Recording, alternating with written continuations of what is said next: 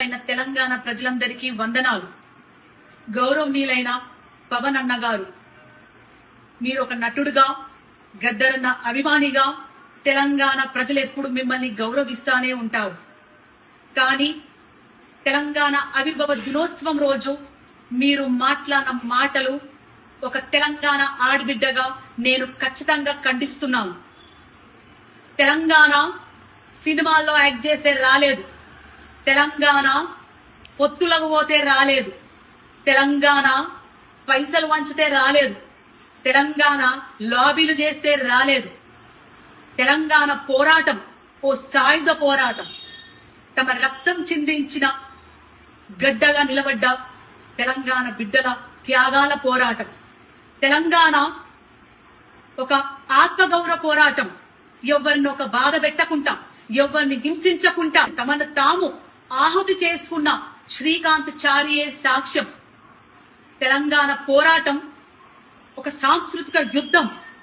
పాటలతోని, మాటలతోని ప్రజల్లోకెళ్లి, గడప గడపకెళ్లి ప్రజల్ని చైతన్యవంతం చేసిన పోరాట గాథలున్న చరిత్ర ఈ తెలంగాణ గడ్డ.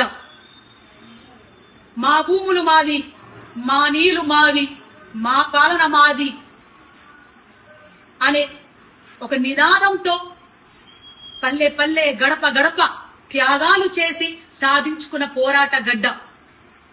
తొలి దశ తెలంగాణ పోరాటంలో 2000 పైన అమరులయ్యారు.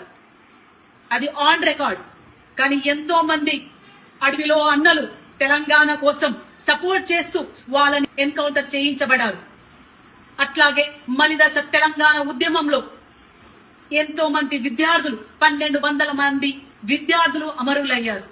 ఎంతో మంది ఆడబిడ్డలు, తల్లులు తమ కొడుకులని, తమ బిడ్డలని నడవండ్రా బిడ్డ, మన తెలంగాణ మనది, మీరు ముందుకెళ్ళండి, పోరాటంలో భాగంగా అండి, మేం కుటుంబాలను చూసుకుంటాం అని వీరగాథలు నడిచిన తెలంగాణ మనది. ఎస్, మీరన్నట్టే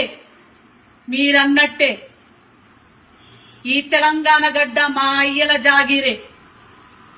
మీరన్నట్టే నిన్న తెలంగాణ గడ్డ మా అయ్యల జాగీరు, ఈ రోజు మా జాగీరు, రేపు మా భావితరాల బిడ్డలు తెలంగాణ వారసులు.